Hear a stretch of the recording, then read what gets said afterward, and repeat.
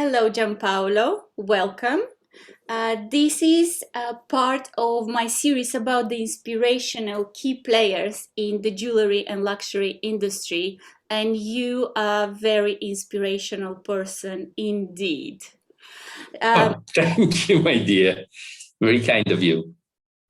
I had the pleasure to meet you personally on a couple of amazing occasions. Once at the Venice Film Festival at Bvlgari's High Jewellery event, and another special time at the Shanghai launch of Cinemagia High Jewellery collection.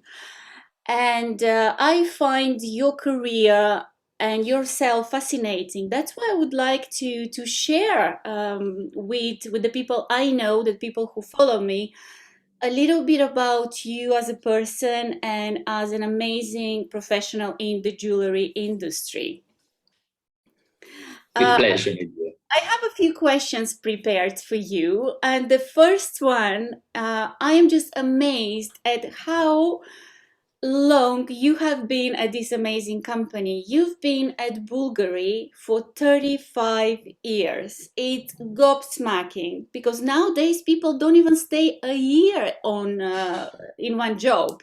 They constantly move, they constantly look for something else, or the companies can't keep the employees. So I'm really fascinated. What has kept you for so long at this beautiful company? They must treat you really, really well. Yeah, I would say that uh, it's part of my personal approach to life. I'm very constant person. I'm with the same person since 30 years, actually. I've been living in this city, in Rome, since ever. I traveled a lot and I tried to live in other cities, but after 8 months, I used to come back to Rome. so uh, I would say I'm in love with what I do. And when you are, at least when I am in love with someone, I tend to keep that very person for the whole life. So for Bulgaria, it was the same. I married, I would say, the family, and I feel myself a family member. Wow, this is amazing. People like you are very rare, so I'm very sure that people would love to hear your story. So tell us, how did your life in jewelry started? Were you interested in it since childhood? Do you remember your first jewelry moment? Yes, I'm quite like. I would say I'm quite lucky because I started actually at university. I studied chemistry, so something totally different. But I didn't like it very much. And after a couple of years of very stressing studies, I followed my grandfather advice to really think about my passion in life. He remembered that I was very much in love for crystals, for rough crystals, since when I was a child. And he reminded me that when I was maybe 10, 12, I used to go with him to the jewelry shop. And he reminded me also an experience we had at Bulgari when I was 12, actually, to buy a quite interesting trombino ring. So kind of bold diamond ring centered by an emerald. Actually, that emerald was given to me when I was 50 as a gift from my mom. And now I transformed it into a pair of cufflinks. So definitely, yes, I followed this advice of my grandfather, and I started learning more and more what did it mean to become a gemologist. And I followed several courses. I became a gemologist, GIF for diamond and IGI for colored gems and pearls. And then suddenly the Bvlgari experience came out of the blue. One night I was at the gemological laboratory here in Rome. I was just hired as an assistant for the laboratories, so for the practice of the students. And I was alone with the student, and I listened to the beep of the fax machine. At that time, there was the fax machine. And I went to the office and I saw that Bvlgari was looking for a gemologist. I was so excited. So I sent my CV, and I put the fax back only when they called me. So I was the first one to got interviewed, and then the relationship started. And then the rest is history now, right? Yes, more or less. So is there another time that you kind of remember as that moment when you understood that this was your calling?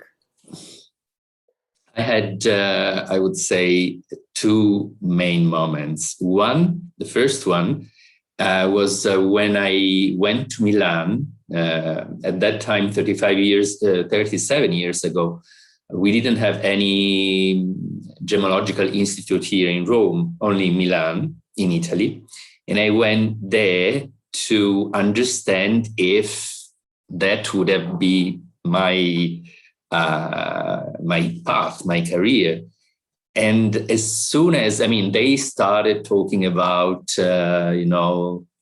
all the physical properties of the gems. There was a little collection of rough crystals and small gems.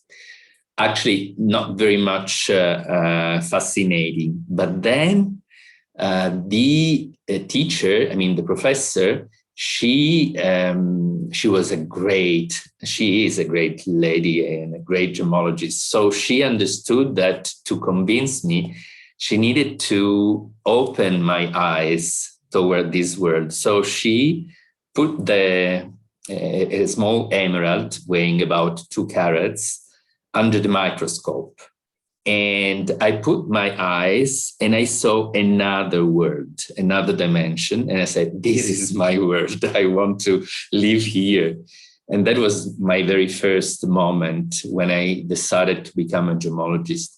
And the second one, after the second interview at Bvlgari, I met the pillar at Bvlgari, I would say, the creative director nowadays. At that time, she was the buyer, Lucia Silvestri. She is the muse who inspire and inject of creativity our jewels.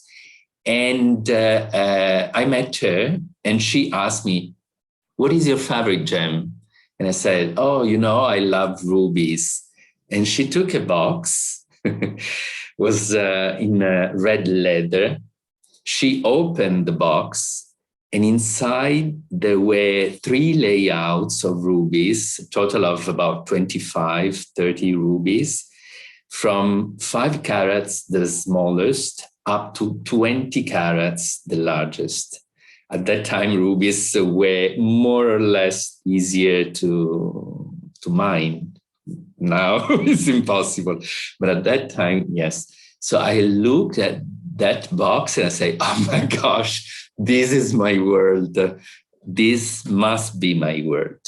And I started as a gemologist, selecting the gems. And then little by little, I changed roles and I had more responsibilities up to today.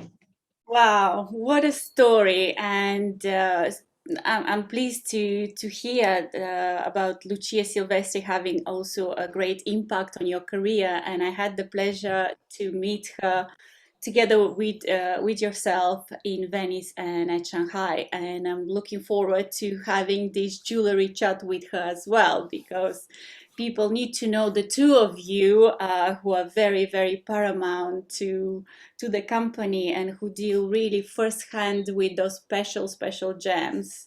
So, from what I hear, emeralds and rubies are your first loves. Spinels and rubies, yes, red gemstones. I'm quite passionate, and the color for passion is red.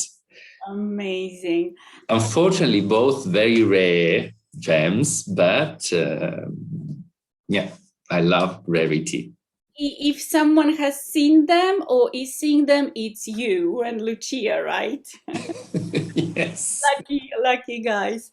So, you probably already mentioned, but just to remind, so your first position at Bulgari, what was it?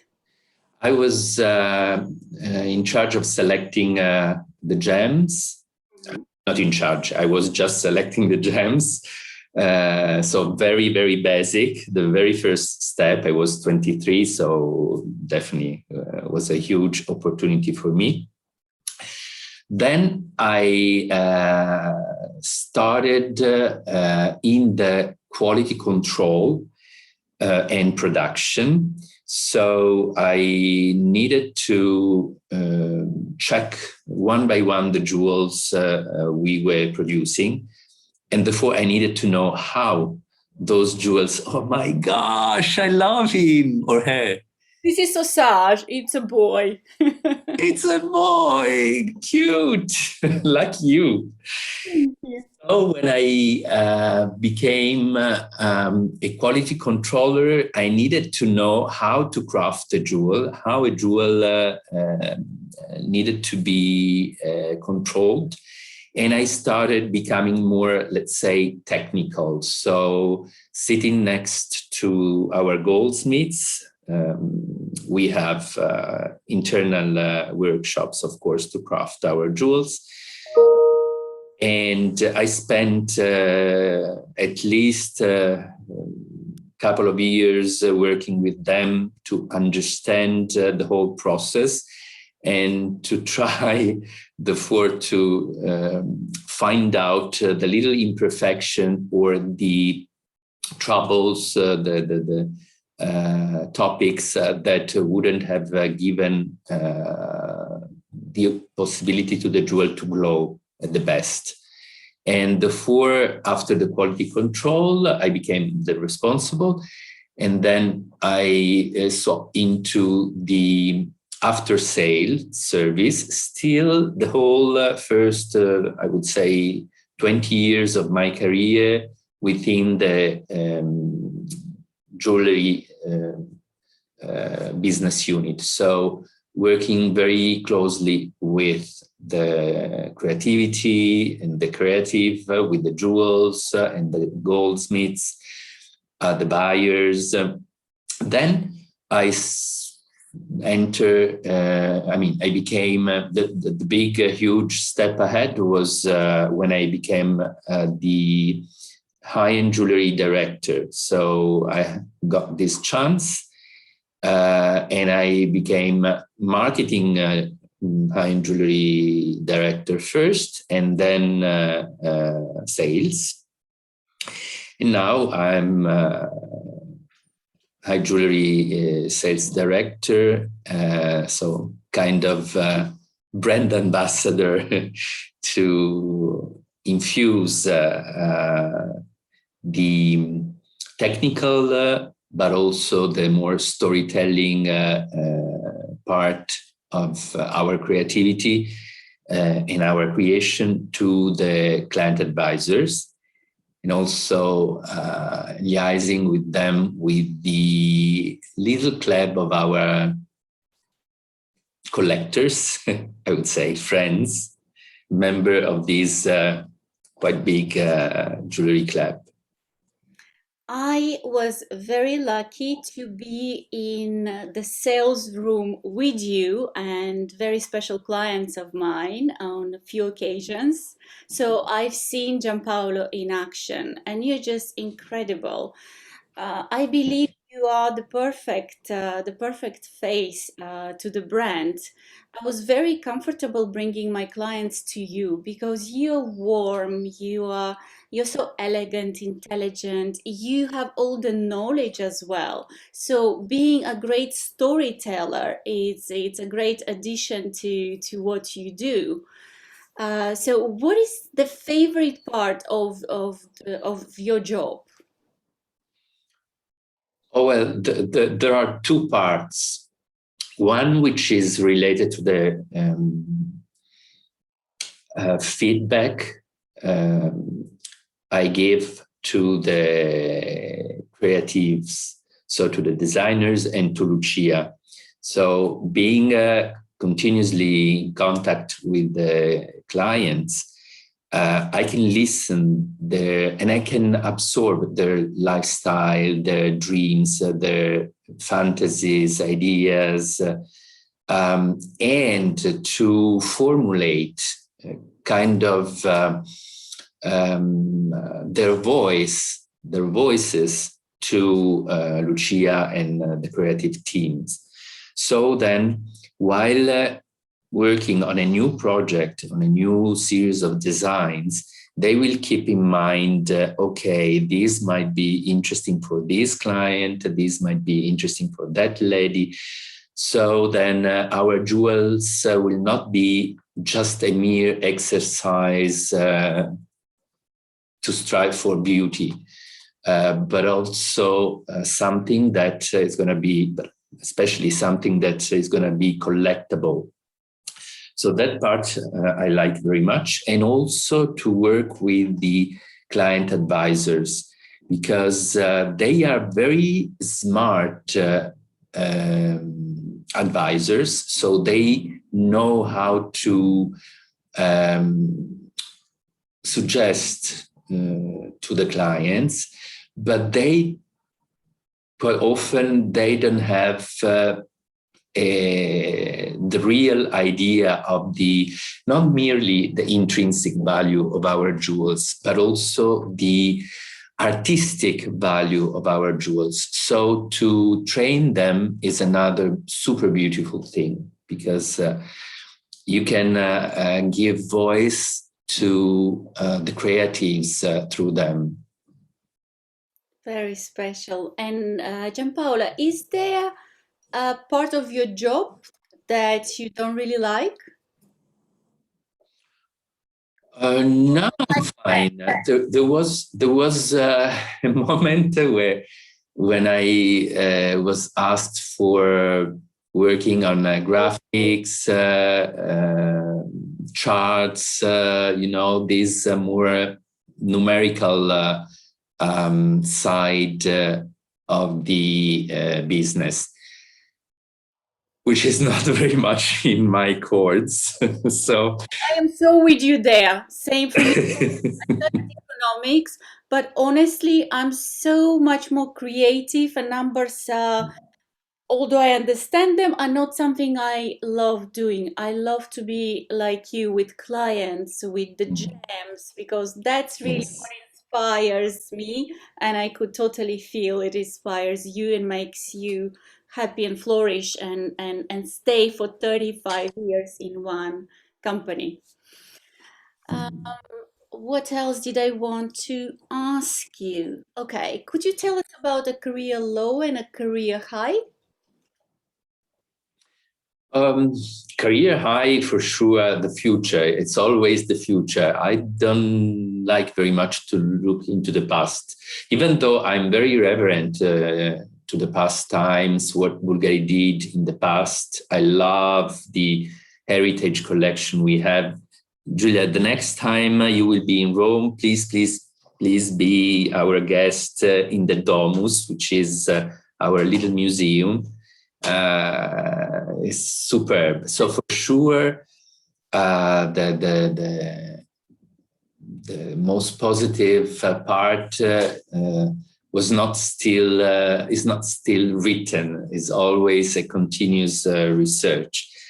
The down moments, there is one that I'm very lucky just passed, but that moment was when Bulgari for more than 120 years was a family brand. So we used to work with the Bulgari brothers, Mr. Gianni, Mr. Paolo, Mr. Nicola.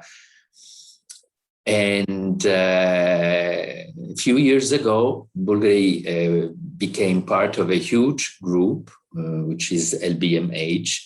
And that was quite weird for us because no more Mr. Paolo, no more Mr. Nicola, no more Mr. Gianni since a long time. But anyways, so was different in a way. And at the beginning, of course, when there is a big jump, you have to learn, you have to get oriented. And that moment was a bit difficult. But then working with the new management, I understood perfectly the project they had. And I was much more relaxed and happy to keep on going and flying.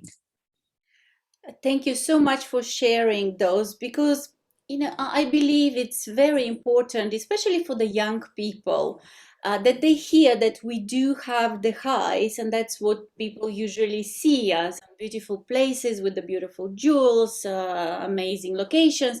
But we all have challenges and low points in our careers, and thank you so much for sharing that. It makes A you pleasure. real and uh, for people who are thinking to go into this career or are in this career to know that that's how life goes. So, why high jewelry? What makes high jewelry special? Is similar to haute couture. So you can have a wonderful pret-à-porter, but you are not alone. You are not the only one having that beautiful suit. Instead, if you have an haute couture staff, um, there is someone who designed everything around yourself. So this is what made me so passionate and still make me fully in love with the high-end jewelry. The one-of-a-kind things, the fact that those are all single children to me. So sometimes people ask me, what's your favorite jewel? Can you tell who is your favorite child? No. So all are equally beautiful with hundreds of shades and facets and different personalities. So those children, those jewels make the precious side of the high-end jewelry. So high-end jewelry is a lifestyle. When we organize events, you join us a couple of times. You have seen it's not a shopping season. It's a memorable experience. It's an holistic. There is an holistic approach. The entertaining part, the journey throughout those new cities to discover the most secret parts within each new city, the locations, the venues, which are absolutely hidden and treasured. So all this is really a tale. It's like a tale. So definitely, I'm very happy. I love that. I love how you describe it, how you compare it to the haute couture, and Mhm. comparing it to a tale. So we do live in a fairy tale when we we are part of that process of creating something so unique for something for a client who is also as unique as the gem. There's no another gem and another person like that. So it's magic. So I'm not going to ask you, obviously, what is your favorite jewel, because you said those are children. You can't have a favorite child. But we touched a little bit on the favorite stone. So could you tell us a little bit more about, is there a specific stone, something that is linked to history or something that has been in a jewel and has gone, something that stayed in your heart? Definitely the red gems. Red is the rarest color in nature. I mean, all the red gems are quite rare. Red diamonds, the red corundum, so rubies, the red spinels, and several other red gems. So it's not only a matter of rarity, it's something that catches your inner chords. And red is definitely the color of passion, especially a specific red, which is not very much purplish, is the color I like the most. So the most vivid spinels from Tajikistan, from Myanmar, those red spinels are absolutely in my heart, but also rubies, Burmese, Mozambique. I mean, all the vivid yet velvety kind of side in rubies is something that give me the wow effect. And I was very lucky because I had in my hands some out of the most exquisite rubies in the whole history, even set on antique jewels. Because when I was at the IGI, we had also the chance to check some antique jewels, part of the Italian treasury. And I had in my hands crowns, scepters. Oh, this is really like a bananas, tiaras and crowns and many people. Correct. But I didn't have the chance to have in my hands the string of pearls of Queen Margherita, the treasure of the Italian queens. Has this collection of natural pearls, thousands of carats of pearls, Wow. but unfortunately are still private, part of their own private collection. So no way to look at that. But there is a chance, you never know. Sometimes those very rare things change hands, and we'll wait for that moment. And please let me know when this happens, okay? I remember in Shanghai, I held in my hand this amazing spinel. It was, how many carats? Was it 200? It was incredible stone. So I think this is the most rare spinel that I have seen. Yeah, me too. Beside the one set on the state jewels in the UK, in London, that is the second largest. It's about 150 carats. But the beauty is the exquisite color, which is very even and vivid. Spinels recently tend to be a little bit purplish, whereas that is super alive, is not sleepy at all, and super transparent and perfectly shaped. We had to readjust it, and we lost about 6 carats, but it's superb. So yeah, that is I'm the sure treasure.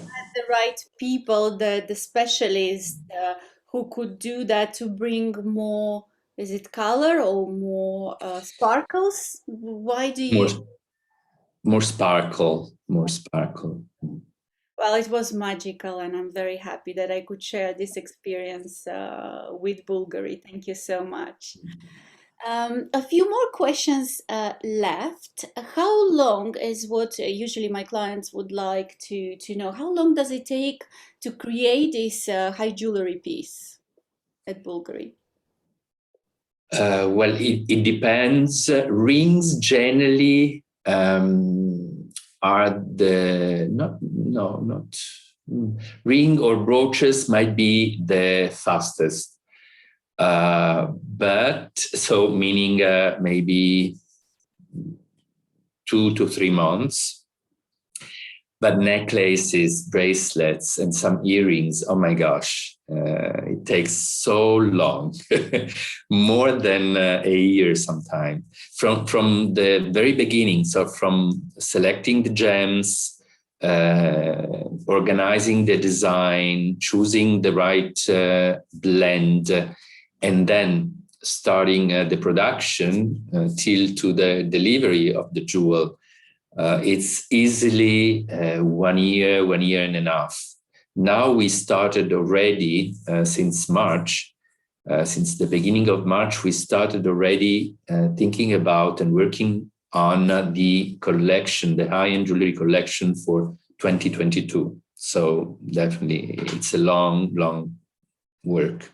Incredible. And that's what makes it very special because it takes the time, it takes effort, it takes multiple artists also to look at the gems, then at cutting the stone. Yeah, it's very fascinating journey. And I hope one day we could share a specific piece and its journey with my clients. We could work on a project like that. So, do you yourself collect jewels? Um, yes, I have several. I have a lot of cufflinks, definitely. I have some rings, and I have a couple of antique jewels that I inherited by my grandmother and grandfather from the two families, from my mom and my father. Yeah. Very special. So, Mm. what would be your piece of advice to anyone who would like to start a jewelry collection, jewelry or watches? And I'm perfectly aware that you're not you're not to give financial advice, obviously. So we won't hold you accountable to that. We just would like your personal view. I think, first of all, you need to have a project. To collect something doesn't mean to buy, that's it. But it means to have a project, to plan what you would like to have. So it might be a collection of clocks, of watches, of rings, um, of jewels in general, depending on the path you want to pursue.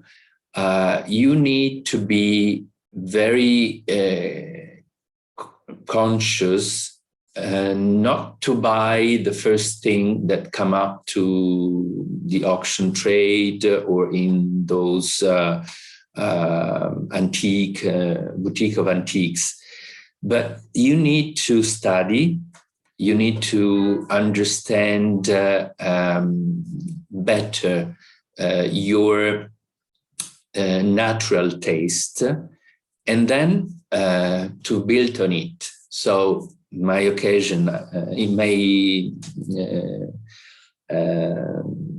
case, I love rubies, I love red gems, and it's not by chance that the two antique jewels I have are set with rubies. So you need to have a dream that becomes a project, and then you can start collecting. Thank you. That's special. That's really so what you're saying, it has to start from the heart. Yes.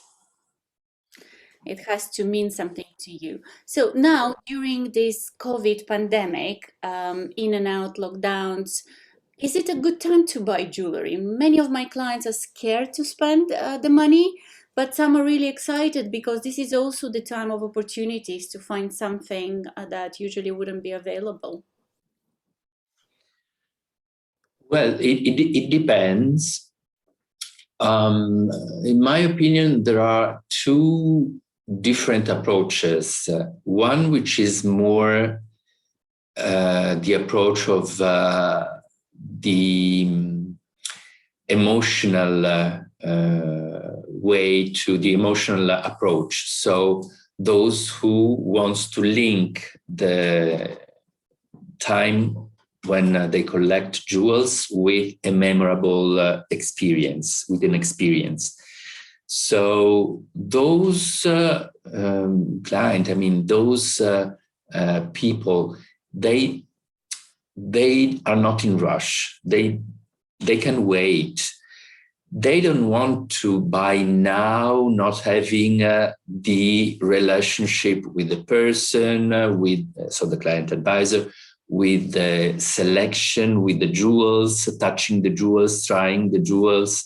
They will never buy digital. They will never buy online. On the other side, there are those who are more into the special deals, a matter of investment. I do have money. I don't spend that much money in travel because I can't travel. I can't buy jet because what's the point? So maybe I can diversify my fortune into something which is spectacular. Spectacular means rare in terms of value. So the valuable gems, for instance, such as the fantastic spinel you just mentioned, and the right design, so something that is going to add value in terms of craftsmanship to the main gem. And I don't have to wait. I don't care if I can buy it now, just looking into the certificates, watching the screenshot, having maybe a couple of videos. I know and I trust the client advisor. I know and I trust the brand. I can read the certificates and I can understand the value of those materials and design. And therefore, I grab it, I buy it. That's it. So there is room for both. For the first group of people, we need to wait. For the second group of people, we can go. I agree, and that's what keeps the business going. Because if we only had the clients who only want to deal with us as advisors in person and want to see and touch the stone, then everything would have stopped now. So it's good that we have both types of clients. Sometimes, as you said, it's cold-blooded decision. You know how much they cost. There is the timeline. You know the last auction results, and you find something, you buy it even without looking at it.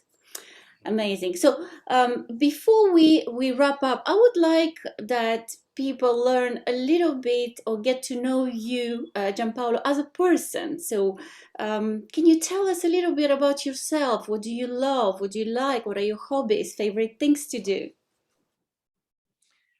Oh, beside gems, of course, and jewels, I love very much. So, since I love gems and jewels, I have a lot of books referring to gems and big brands or historical jewels.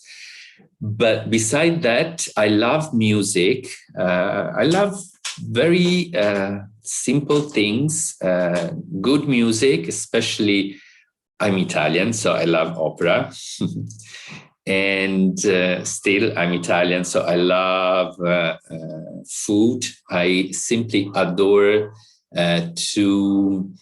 I'm very curious, so I adore to visit different cities around the world and to taste their food, their local food, to understand through the food also the mood, the lifestyle, the character of that very population. I love traveling, and unfortunately now it's very, very tough, but sooner or later we will get out of it. And I'm not very much a sporty guy, not that much. You, So you when always, I every was, time I've seen you, you're in shape, you're elegant, so you watch what you eat if you are not a very sporty person. no, no, no. But anyways, when I was a boy, I used to swim a lot, and I played some games for swimming. But no, not very much sport. I'm not very much in cars. No. Okay, so you have plenty of beautiful hobbies. Thank you for sharing with us.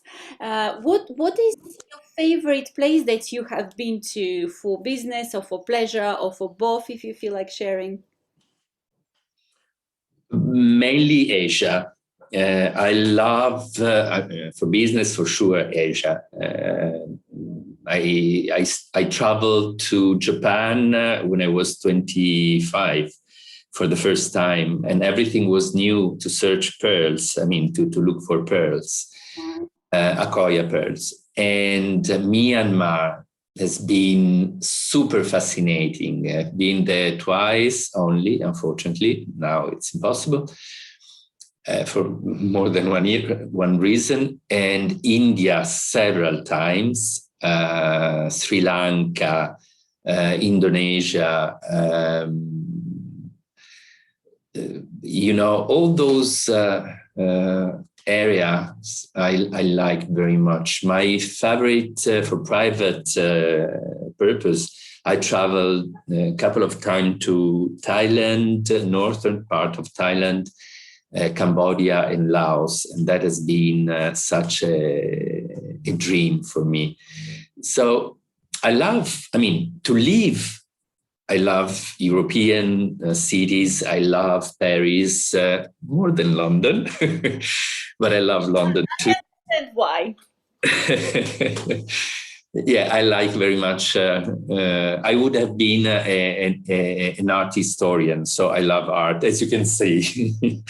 Just, um, I was asking you before our interviews, like, are you in a museum? Where are you?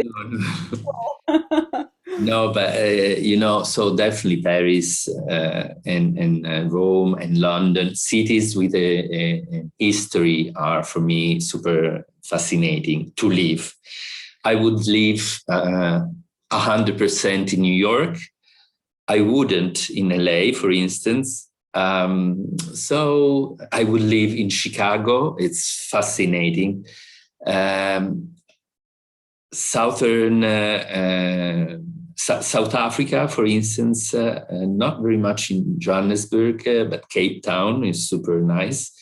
So yeah, I like travel, but to live, I'm more Western than Asian. Also, you live in one of the most beautiful cities in the world. You live in Rome, so yeah, I love that city. Do you have a favorite dish or favorite kind of food? Being a foodie, difficult to say one. Pasta with any, my favorite pasta is carbonara. I could kill for an excellent carbonara, which Well, I cook. one day when you come to London, I cook good carbonara. Yeah. Worried cooking it for a proper Italian. Anyway, Yeah. so before saying goodbye, I would love to your piece of advice and encouragement for the young people who want to get into the jewelry world, or for people who want to change their career and are considering the jewelry world. First of all, the education, it's super important. So learning and studying every single angle of the jewelry world, starting by the gems for sure, then learning how to enhance and glorify those gems, meaning how to set those gems into a creative frame, not overwhelming the gems. Then studying also how to get the empathy and being therefore more empathic with people, because jewelry trade is, we are not living in a museum. We are living in a world where jewels are crafted to become part of someone else's collection. So you need to understand the said and not said into someone else. So also how to build up relationship, how to build up the trust. That is super important. I had in front of myself zillionaires, super amazing clients. So they could have had bought the whole Bvlgari product portfolio, but maybe they didn't, because I was maybe too fast and I didn't dedicate enough time to build the trust. So also that is something more psychological to learn. But it's a super beautiful world. If you have the passion, you have the 70% already. Then you can learn all the rest. But first of all, you need to be fond of all this, fond of all those beauty and harmony. So your recipe is 70% passion for it. Yes.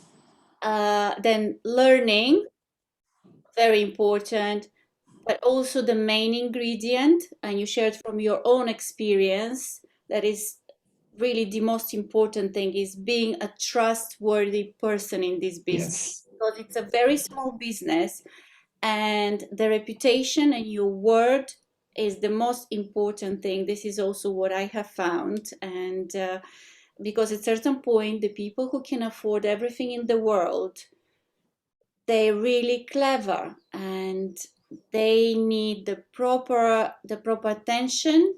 They need the respect, but most of all, they need to be able to trust you that you will give them the right advice, not just try to sell them whatever. So, and sorry. I saw negotiations for millions when we used to travel to buy emeralds, diamonds. And those negotiations end with the mazal. So you shake your hands and that's it. You don't pay, you don't have business credit cards, you don't have checks. It's just mazal, done. So that is the main rule.